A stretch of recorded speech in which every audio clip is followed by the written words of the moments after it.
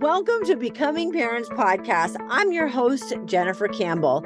I'm a doula in Washoe County, Nevada, a Medicaid provider, a lactation educator, childbirth educator, and mom of 18. You can find me and connect on doulainreno.com. Remember, give a shout out to those who are brave enough to share their stories with us on how they have become parents. Let's dive in. Welcome to Becoming Parents. I'm your host, Jennifer Campbell. And today I have on Gabriele Nicolet. How are you today? I'm so happy to be here. Thank you. I am really happy. This is a fun podcast. I'm excited to get to know you. I want to jump in and start off by just letting us know what your parenting journey has been like. So I always knew that I wanted to be a parent. I think that's because I had a mom who always knew she wanted to be a parent. And so that was kind of my starting point. And my mother was very happy to be home with her 3 children. I'm the oldest of 3. And so as I grew up, I mean, I think, I didn't really ever question that. And I happened to meet somebody lovely with whom I wanted to have children. And it's so funny to think back on it now because my oldest is 21, my youngest is 17. But at the time, we were like, he was one of 5, I'm one of 3. We're like, we should have lots of kids. And then I had number 1, and I had a postpartum depression, and we can talk about that soon. Yeah. I think we should, but very quickly it became clear that no, 2 was going to be plenty. But I think like coming in, I was like, oh, this is just, of course this is what I'm going to do. So that's how it started, I think. It's interesting whether you want no kids or a lot of kids. Once you have one, you're like, okay, let's regroup on that thought. Yes. So, yeah, I had no idea. And I stand by this statement. If I had known how much sleep loss was going to be involved before the fact, I would not have had children because I am a person who really, really loves and needs her sleep. And like the first, I don't know, year, at least 3 months minimum is like nothing but deprived sleep, and it messes with your head. And so I think if I had known that going in, I would have been like, pass. It's so hard too, because one, I dislike that every time a pregnant woman walks around a store, other women want to touch her and tell her horror stories. 2 things I think are totally inappropriate, right? I always tell my daughter, if anybody comes up to you in the store and touches your belly, reach out and touch theirs. Just, That would be awesome. yeah, she waited for it. I don't know if it ever happened. But anyway, it's just people feel like there's a boundary that they can cross with you when you're pregnant and tell you every horror story. So I hate the horror stories too. Like, it's going to be terrible. It's the worst thing I ever did. And she could have had 20 kids, but she's going to pick the worst labor and delivery story. Yeah. So that bothers me. The other thing though is like, if you could have 20 side effects from pregnancy or early postpartum, there's 20 of them. You're going to get 8, but I don't know which 8, right? Yeah. So maybe we should be more open about that. It's really hard in different ways for everyone, but not scare the crap out of people who are already very pregnant. And I don't know where that balance is, because you are probably all going to be sleep deprived when you have a baby. For sure. But there's another thing too, which is it's baked into the process. And this was the part that I think, when I was growing up, and even as I was going through it, there is a lovely piece that's baked into the process, which is, number 1, you don't believe anybody who tells you the horror stories. You're like, well, that's Right. not going to happen to me. Right.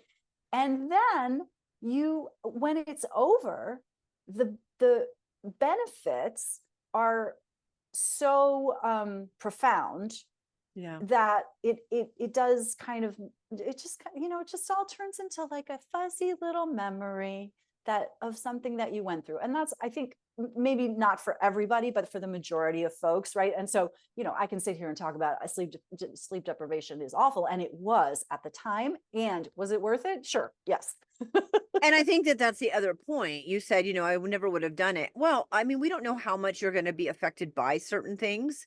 Yeah. And the other thing is that then it's worth it and you do it again. Yes.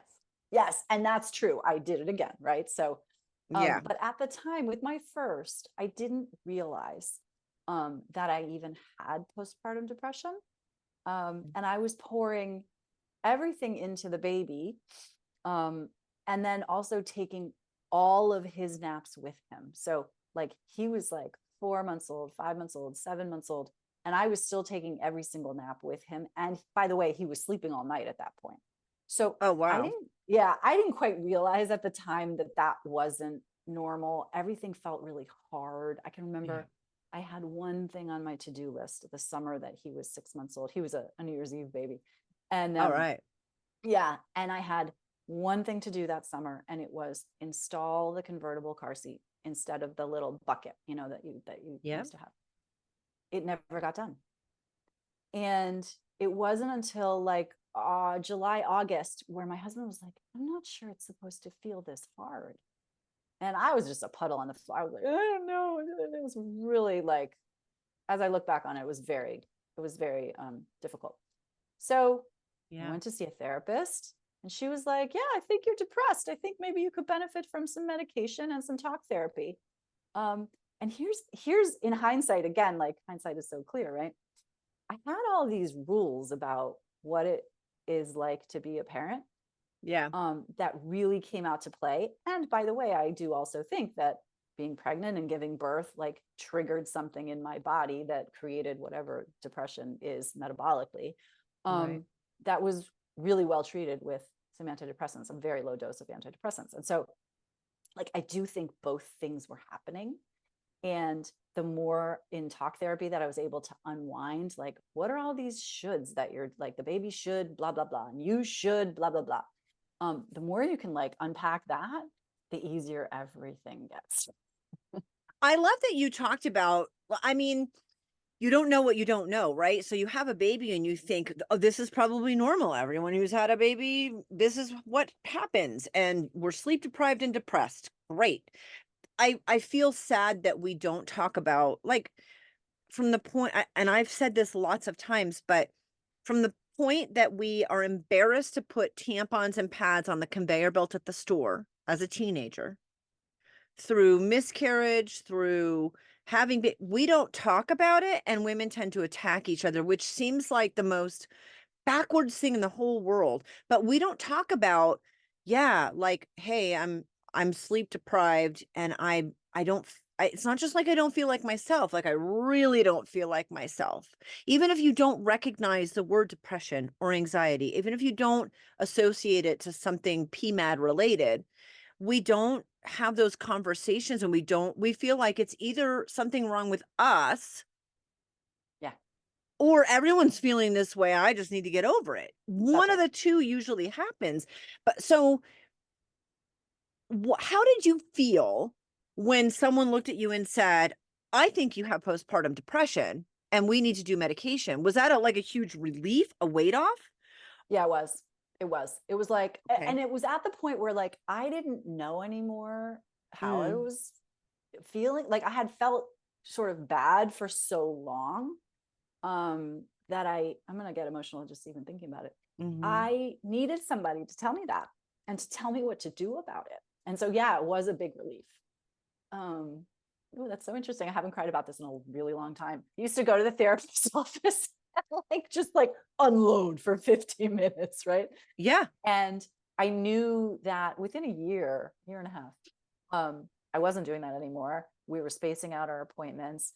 I was getting ready to think about having another baby. It was really scary to think about that at first. Yeah. My kids are 3.5 years apart, Okay. partially as a result of that. And honestly, I feel like 3.5 years. And you know what? Whatever happens in your family is what's perfect for you. But Yeah. 3.5 years for us was brilliant Right. because little boy could say, hey, mommy, I'm really mad at you for having that baby. Instead of, swiping at the baby, stomping his feet, and like pitching a fit. Yeah. Um, but the second time around was so different Mm, because I had these tools and I had this awareness. And so I was ready to assess. how I was feeling with the knowledge that I didn't have to feel terrible. And within, Right. right? Like, okay, not everybody who has a baby feels terrible for 6, 7 months. That, okay, now we know this. Great. And I was able within 2 weeks of my daughter being born to get back on the antidepressants, which leveled out my mood. I had a completely different experience, postpartum experience with her than I did with my son. And by the way, the reason that people get doctors are really, they should be doing more to like interview people, but the reason people Yeah. are concerned about postpartum depression is not because of the effect on the mother, it's because of the effect on the baby. Right? Because like poor outcomes on both sides, but like poor maternal outcome, poor baby outcome, right? Yeah. And I was like with the first, like just literally just dumping everything into him, so he didn't have any negative effects from that, but I certainly did. And the second time around, everybody was just like, yay. Yeah, I think, isn't that crazy? It's so nuts how you think you're going crazy and then somebody figures it out and then you feel relieved and like, "Oh my gosh, I'm not going crazy."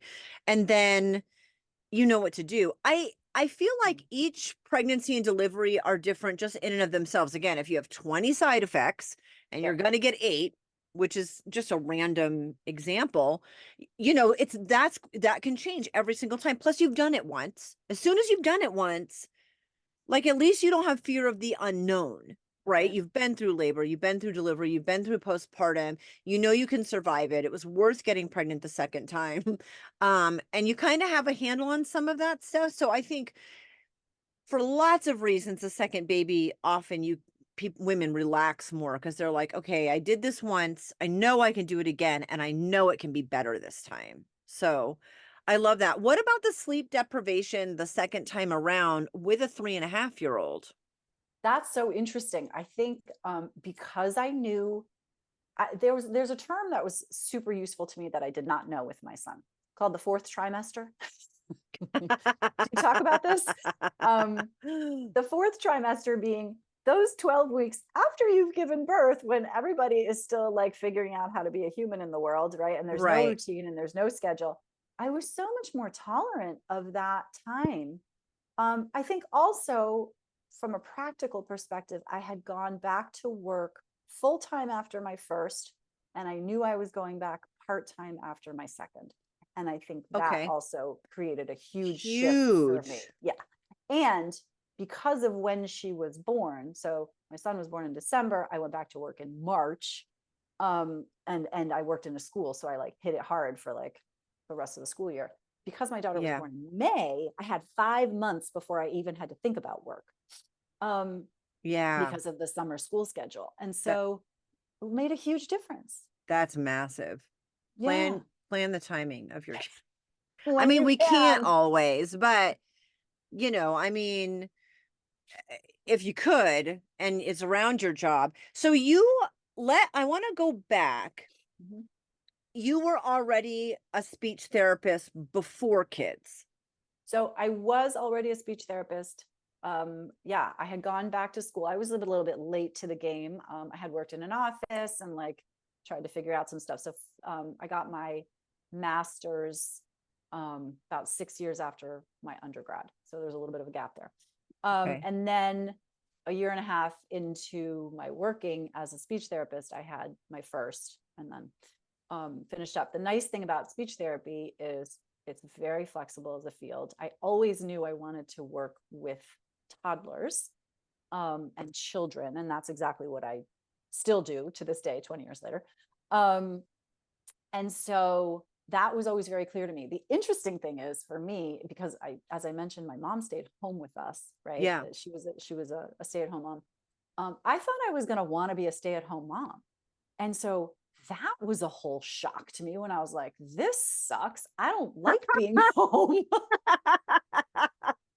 I mean, I think you need to feel in where you are. There's so many decisions. There are so many decisions from the moment that you're trying to conceive. Sometimes, like, there are so many decisions. And Another thing we should never shame each other about. Like, I love staying home for 12 years, did not really want to go back to traditional work, and did, and figured it out. Yep. But then did my entrepreneurial stuff as fast as I could afford to do it, Yep. because it wasn't my gig, right? Yep. Corporate world was not my gig. And I miss a lot of things about stay at home, but then I realized working feeds me in a way that your kids can't, but your kids feed you in a way that corporate work can't. But why does it matter if you were like, nope, going right back to work? And I was like, gonna stay home forever.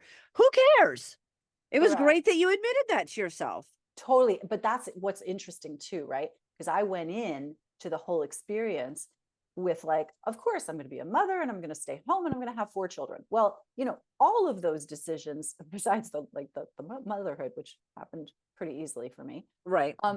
got renegotiated. And I think being willing to renegotiate those things, being willing to say, yeah, it's so interesting, right? Not like I'm a Right. terrible person, but isn't that so interesting that I'm not enjoying being home full time with my child? And I see that, yeah, you, Jennifer, are having a great time.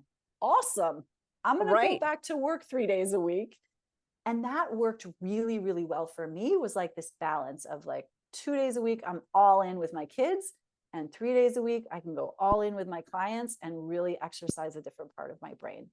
And that worked I well love it. for like a number of years. And then the other thing about being a speech therapist is I was able to work school hours. So I didn't ever have to put kids in aftercare, which my daughter, who's 17, works in her elementary school aftercare program right now, like her former elementary school. She comes home, she's like, Mommy, there are kids who really shouldn't be in aftercare because they're Yeah. just like, it's such a long day for them. Yeah. And I was like, yeah, you were one of those kids. You would Yeah. not have done well in aftercare. And so I was able to do that. Right. But, and then that's about like priorities and finances and what people decide. But like, yeah, make decisions that feel good to you. Gosh. I thought I was gonna homeschool all my kids forever, and I was a genius with the first one. The first one makes you feel like a genius. It's such a trap, right? I'm doing it, and this is all wonderful. My second daughter, I looked at her at about 3 and I was like, she doesn't really like me very much, Mhm, personality wise, and mhm. I'm not giving her what she needs. And so I did foster care. I was homeschooling. I was in this charter program. I was a foster parent, and that one, she got sent to preschool because she needed something she wasn't getting from me. And I never regretted it, because it's not just like what I need and what I want to do. And what it was also really dependent upon the personality of each child and where they were at, and if they were coming from the foster care system or biology, or right. Yeah. It just Well, really and made a now, difference. So yeah, she has kids now, and I talked to her. I'm like, I didn't send you to preschool because you were a pain in my butt and I didn't want to deal with you. I sent you because for whatever reason, with our personalities, even as a little kid, I didn't give you what you needed.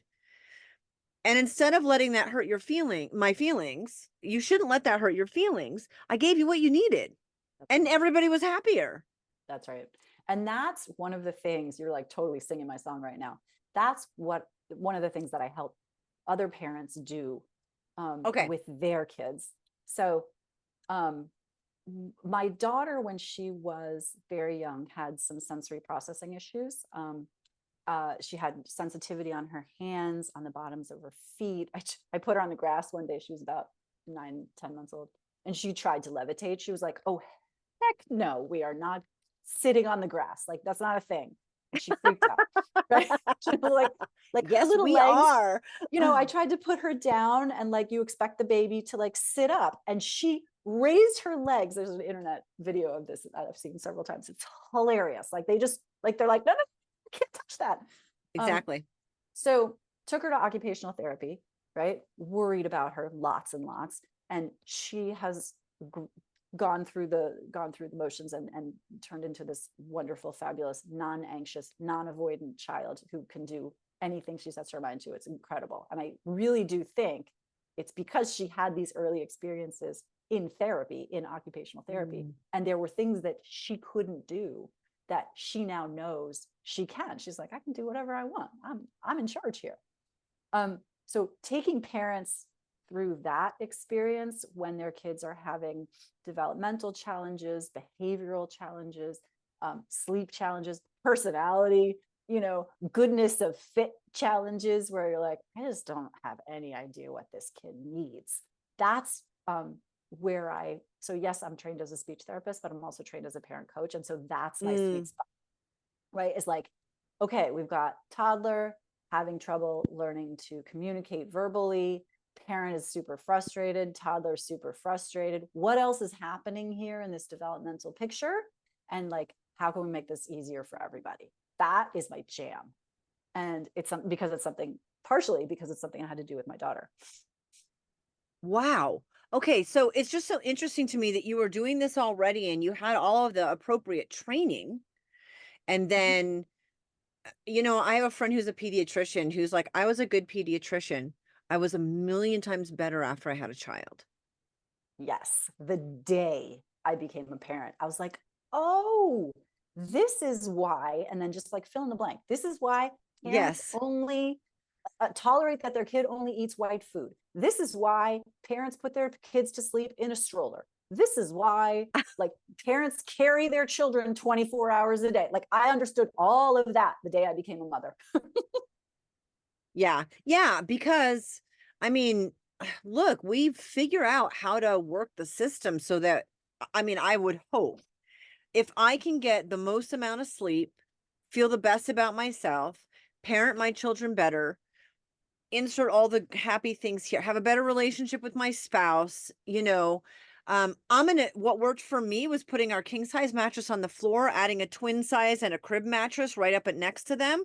And we had a sleeping room. Like there was nothing in that room except mattresses because I couldn't bounce around to bedrooms and help kids feel better and wake up and sit and breastfeed. Like I was losing my mind. I was too tired and it just wasn't working. So I was like, done. We're going to have like a room of beds. And holy cow, best thing I ever did ever. And as they grew up and grew out of it, I was glad that it went, right?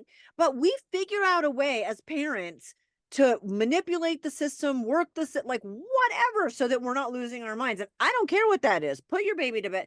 I used to Well, have to it's go in a so car ride for one interesting. of them, Yeah, right? it's so interesting that you bring up this family bed, because that's another area where I think we shame and like Mm. we just throw shade at everybody for the way that they're doing it. And it's not because we don't want to have a long view. We do want to have a long view, right?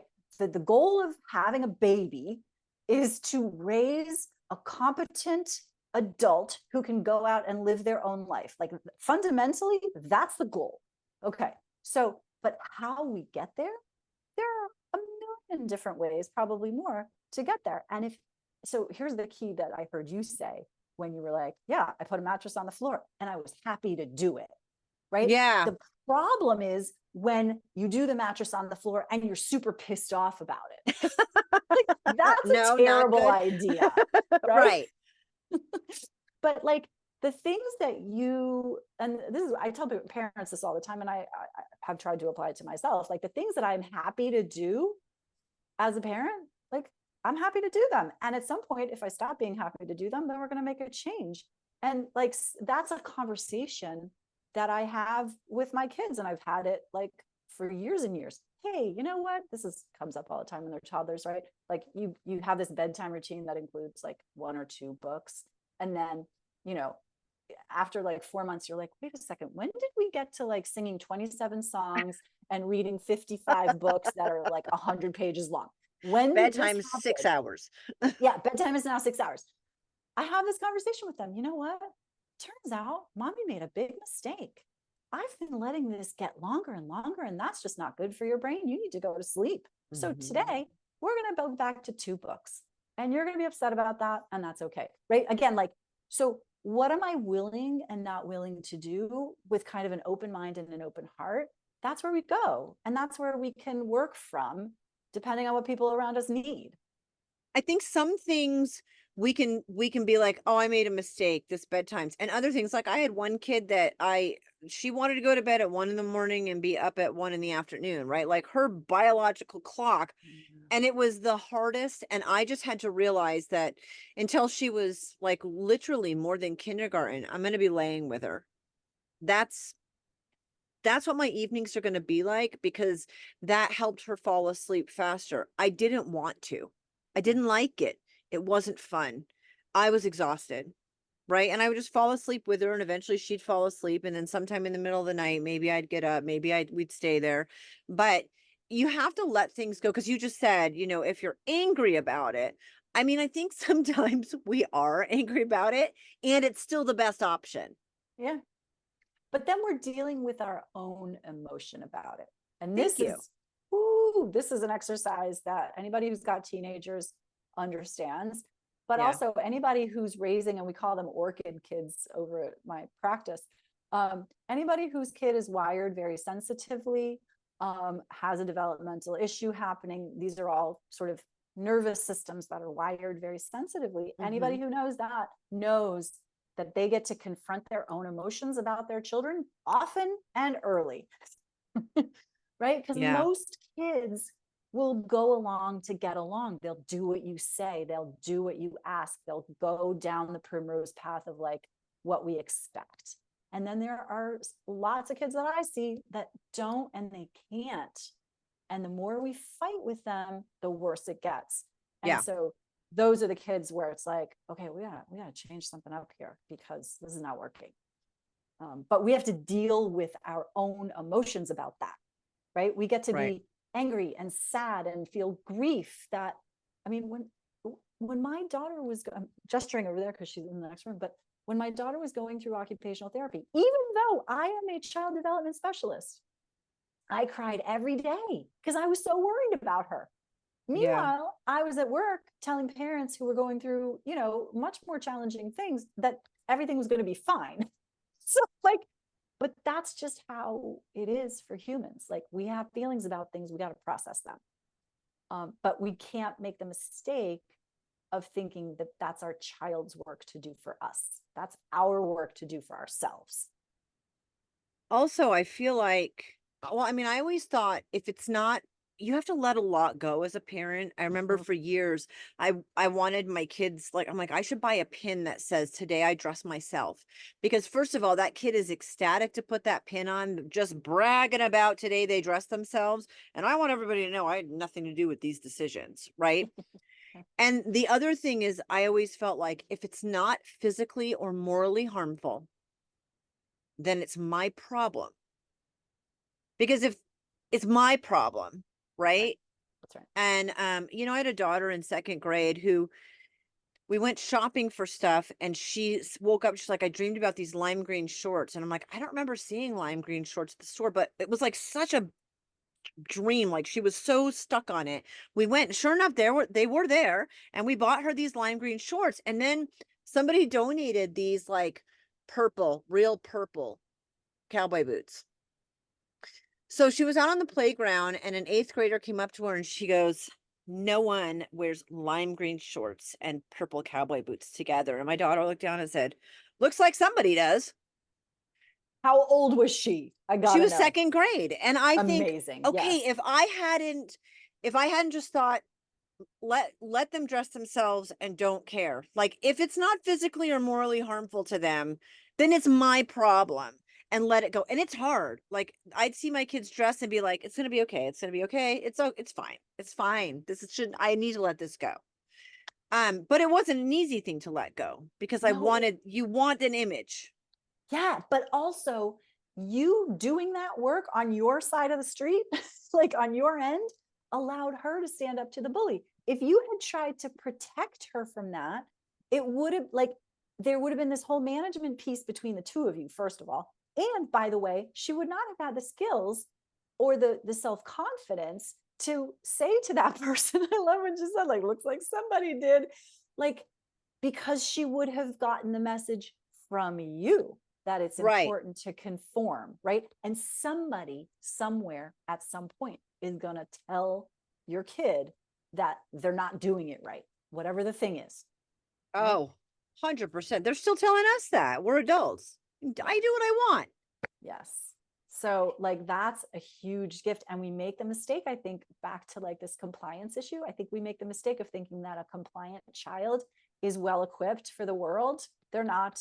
They're really not. No, and Mm. she's almost 32 and she dresses fine. So in case anybody out there's worried about that, it's all good. Like I saw her this morning.